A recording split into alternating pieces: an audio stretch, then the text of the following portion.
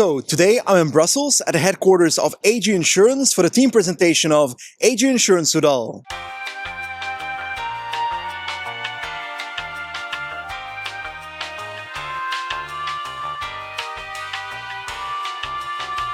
think we spoke a few times online before. Yeah, we have. Terrifying. I used to watch your videos. Used to? What do you mean used to? The first question, Kim, first question. Why did you stop watching the Lantern Recycling podcast? Whoops. I take it back. I am watching it. I don't believe you. Anyway, let's properly start. What was your favorite moment of 2025? Because you've got a few to pick of, I think. Honestly, for me, it was the stage I rode for Sarah. Yeah, okay. Up the Madeleine. Yeah, I mean, I had awesome times on the bike.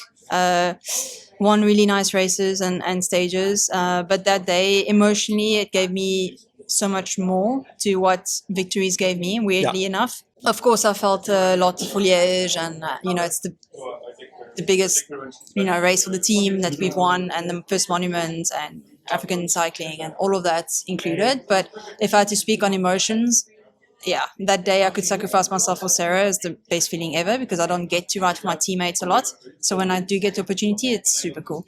Is it difficult to balance, because you're quite a good climber yourself? You're one of the best punchers in the world. Is it easy to combine with Sarah in a Grand Tour where you're like, okay, now we know it's for her, now we know it's for you? It's not easy, but in last year on the Madeleine, actually I was supposed to kind of keep my best position I could in the top 10, but I made the decision. The team didn't agree with it. I went back to the car, spoke to them, asked them, can I please sacrifice myself for Sarah? And they're like, no, you need to go full in and whatever. And I made a decision alone. I went back to the bunch and I was like, no, that's not what I want to do. It's not where my heart lies today. I know how I feel physically. I had a crash the day before. I knew where I was standing, and I knew what was possible, not physically. Yes, of course, I get regrets of what if, what if I didn't? What if I carried on to the top of the Madeleine with not sacrificing myself? I could have maybe kept the top 10, GCO top 5, whatever the case is. For sure not be top 3, because you can't compete against those type of climbers. But I would have also loved to experience what I can do, because I've never really been able to do that to my full potential. But if I had to be in a scenario where I had to choose again and do that last year and kind of replay it, I would do the same decision. Of course, going into the next season this year and the next years, I want to try and explore myself what's possible. But yeah, it's always a good feeling to try and to be able to give back to the team when they sacrifice every single race for me, Yeah, as a cycling fan, that's really admirable to see from a rider, especially when you have the quality yourself to go for races in Madeleine, for example, getting your best result. But when it comes to the calendar, can you share roughly what you have planned?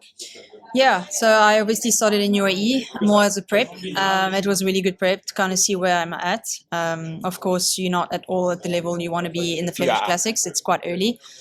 But and the race was really not what we would have wanted with no wind. I mean, you go to UAE to have a hard race. Instead, we had a really easy. The first stage, I was like, week. No. Yeah, it was crazy. And then, of course, I'm going to be in Strade next week. Then Sanremo, then Dwars of Vlaanderen. I've never done it before. It's World Tour now, so the team wants me to be there. And Flanders is a big one for us. And of course, the Ardennes with Amstel-Liège. Is it difficult to combine the Flemish Classics with the Ardennes, or is that calendar-wise quite doable with training camps and so forth? No, it's not difficult. I think it's nice. Also, the type of rider I am, I think I can adapt to both. I think it's more the transition from the classics Flemish to Ardennes to the tours. That's the difficult part. Especially if you do the Volta straight after. That's difficult for those riders that's done the Ardennes to going to the Volta. But I think if you have enough time to kind of not do too many big races in between, the Ardennes and the Tour, then you can kind of slowly adapt to that type of rider for Grand Tour instead of a Flemish Classic over one day. Makes sense. I was also thinking Montreal World Championships, parkour-wise, etc. Yeah. How do you feel being part of Mauritius, of course, which the UCI rules are not exactly in favor of countries that aren't that well represented within the sport? You'll have, I don't know how many teammates you'll have, but a lot less than the more developed countries, so would say. Would you like to see that change in the sport? I think it's difficult. We do have goals in Mauritius that are ambitious, that are trying, racing in the UCI World Centre now, Lucy. We have really goals that want to really try to be there in the top. So yes, I'll have more teammates maybe than I had in Ronda, but that doesn't mean the support will be where it should be. Of course, they have so much experience to still gain. To race in the World Peloton at Worlds, where everyone is on top of their game, is a hard thing to do. So yeah, for sure, in Ronda, it was very difficult to compete for the rainbow being alone from the start. But also in some way, it's nice to also being able to focus on yourself. And it's not up to me to do the work just because I'm completely alone, even though some teams thought it was. But, it's part of the game. It's part of taking the risk at Worlds. It's a complete unknown race. And I think those that got the medals at Worlds in Ronda deserved it fully. Yeah. And those that missed out, then, well, we all shot ourselves in the foot, and that's our problem. Okay, now a bit of a fun question. Maybe the most important question, according to some people in the world. Do you still do Lego? I do.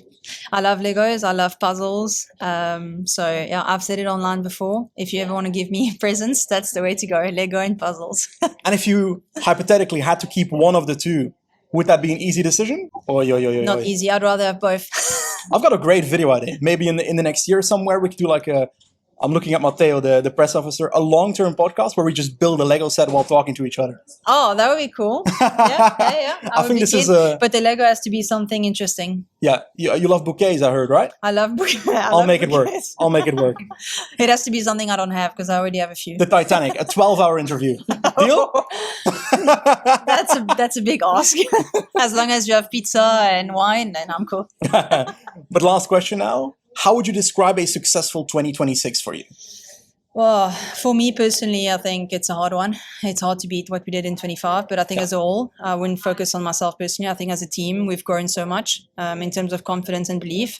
And I just want to come out of 26 saying, okay, wow, this was awesome. 25 was cool, but 26 is memorable. And I want to beat that kind of memory. Thank you very much. And good luck with the season. Yeah, thank you. So this is Jolien Dore, sports director at AG Insurance Soudal, but also next to that, quite a history in the sport herself. If you compare this era of women's cycling compared to 5 years ago, do you see a clear difference in tactics, etc., within the race? First of all, it's like a different sport. Like compared to 5 years ago, it's another level, I would say. And I have to say, the top riders back then and the top riders now probably have the same level, but it's just a level below that's now higher. And the strength of the peloton is getting bigger and bigger. So that's the biggest difference. And in terms of tactics, I would say in the past, maybe we didn't need it yet. Like we could really read the race from on the bike, and we talked with each other, and we said like, okay, what are we gonna do? We're gonna make an echelon in 5K. Okay, let's do it. More stuff like that. And now they're really depending on the tactics from the DSs, like from their radios. They live by it in the race, so they're not thinking for themselves anymore. So if you have a DS who's not saying a lot in the radio, it's shit for them. But that's the biggest difference, I would say. If we then look at the combination of Sarah Gigante and Kim Court-Pienaar at the Tour de France, quite different when it comes to their rider type. Gigante, pure climber, second best watt per kilo of the entire peloton is how I perceive it right now, compared to then Kim Court-Pienaar, more of a punchy rider as well, can climb quite a bit. We saw it at UAE Tour again, second year in a row.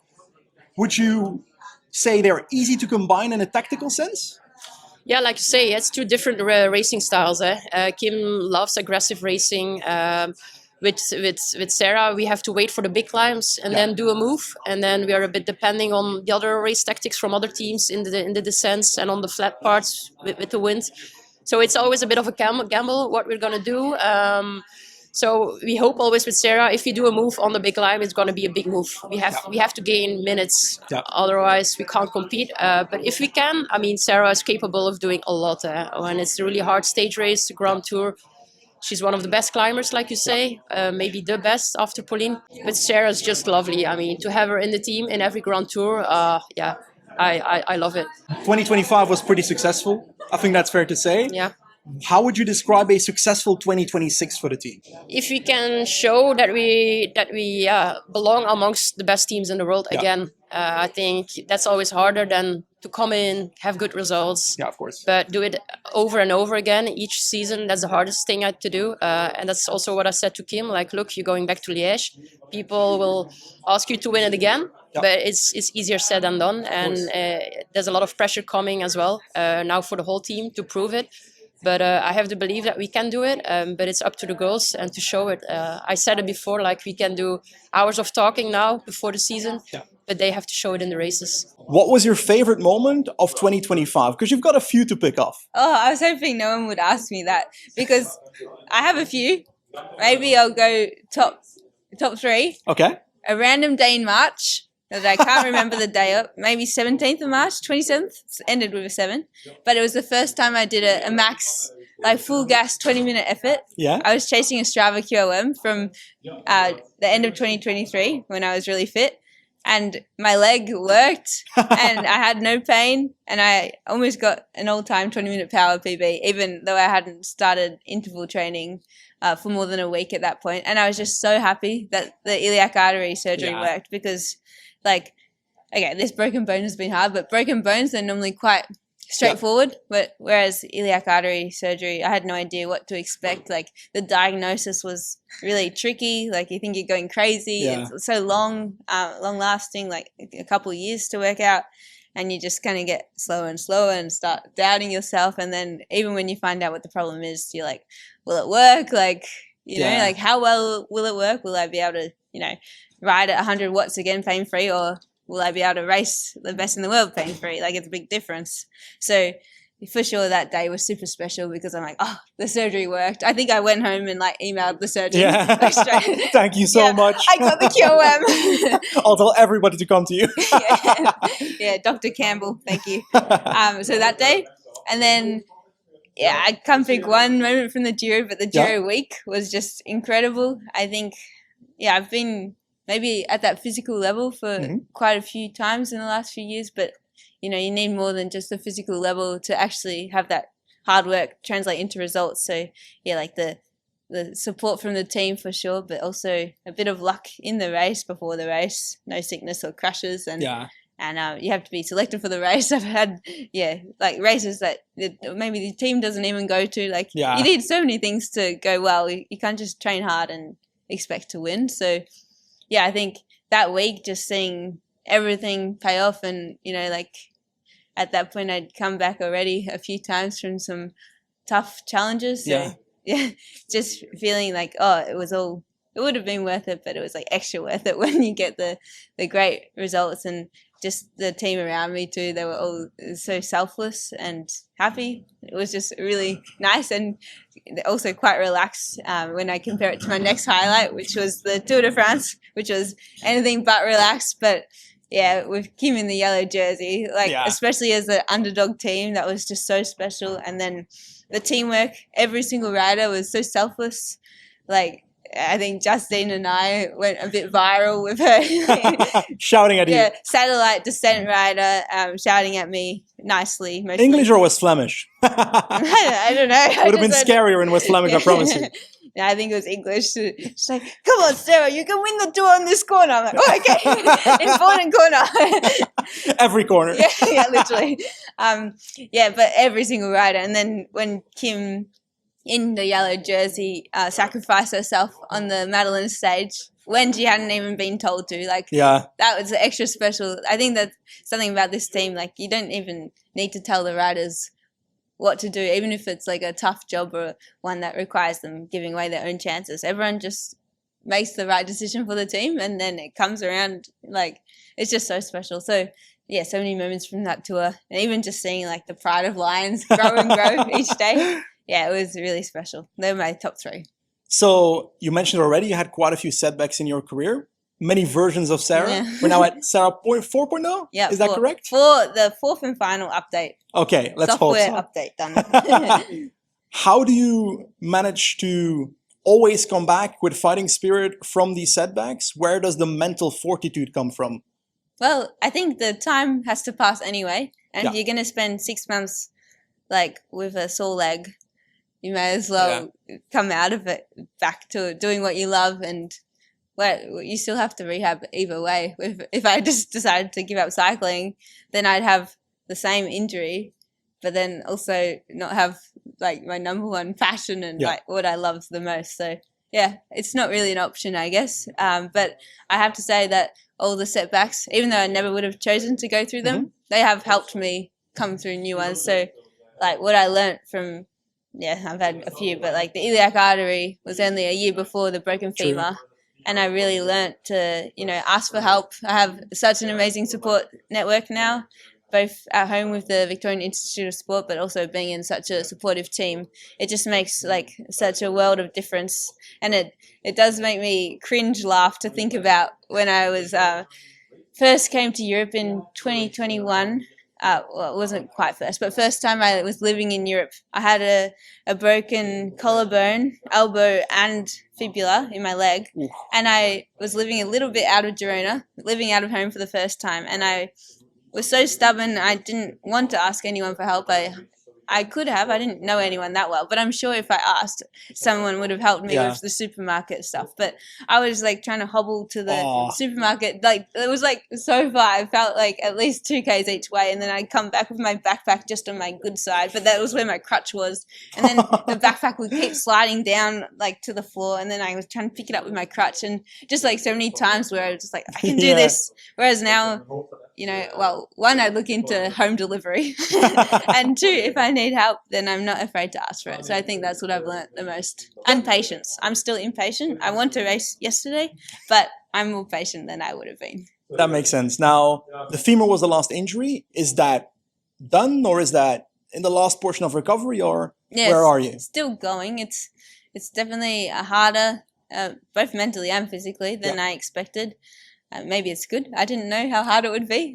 When I broke it in August, it was like mid-August, and I still had to confirm before I called the Australian team. Yeah. I wanted to confirm with all the doctors, are you sure I can't race Worlds? It's still 6 weeks away. Yeah. And now I'm 6 months away and I'm still not racing. So, I was very optimistic at the start, a bit naive, but I'm finally feeling better again and back on the road. I've only had 4 weeks of outdoor riding since August. So when everyone asks me, did I spend my off season working on descending, I can already answer that question and say, no, I did not. I spent it off the bike or on Zwift, but I have quite a while until my first race. So lots of time to practice. I'm in Girona, so lots of climbing and descending. And also the teams invested in a descent coach and skills coach for the first time. So we had Johnny Towers at the team camp last week, and he, don't know if you know the Isle of Man TT.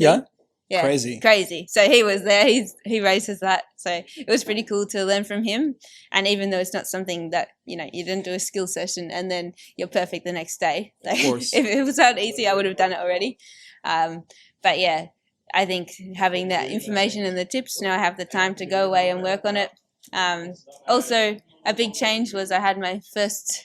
Sounds a little bit weird, but first bike fit with the team on my road bike since I joined a couple of years ago. And it turns out my stem was way too long. So, when everyone was telling me to get in the drops, it's not like I hadn't heard that information.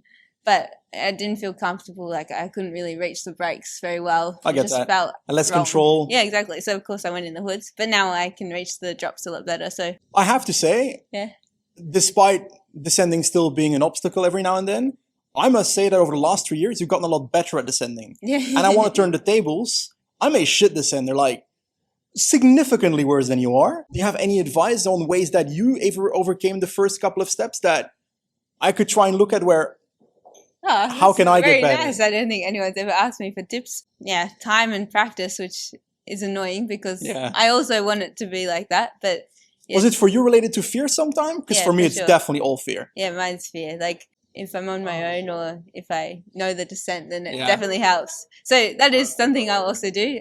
The team is doing a recon of the Giro. So, you can't memorize every descent, but I will recon it a little bit where I can. Bit of a more boring question. What can you share about your cycling season plans? For sure, Paris-Roubaix. No, okay. No, I'll be serious. I might be starting in around early May. Yep. It's a bit later than planned. I was going to start maybe at Trofeo Oro, which is only next week already, but I think the team just really want me to take my time, come back without a rush. So good for my leg, but also make sure that I come back really fit when I do come back, and also for the races that suit me. So I mean, all the races I love are from May onwards anyway, minus the Australian racing, which I will be coming to next year. How would you describe a successful 2026 for you? Okay, so I want to get to the end of the year happy, healthy, and having contributed to the team's success, both by helping my teammates and also hopefully I can have some of my own results. And also, yeah, if I can just have the highs of last year, build on them, or to keep them. They were pretty good as they were. The highs of last year without the lows, and also just a longer season. Okay. Yeah, they're my main goals. And also just keep improving, including downhill, but also uphill on the time trial bike. Maybe I can work on that a bit more. Yeah. I can't wait to see you flying up Finestre. Thank you very much. And Thank you. I'll see you at a race sometime. I'll Thank listen you. to you on my ride tomorrow. Terrifying.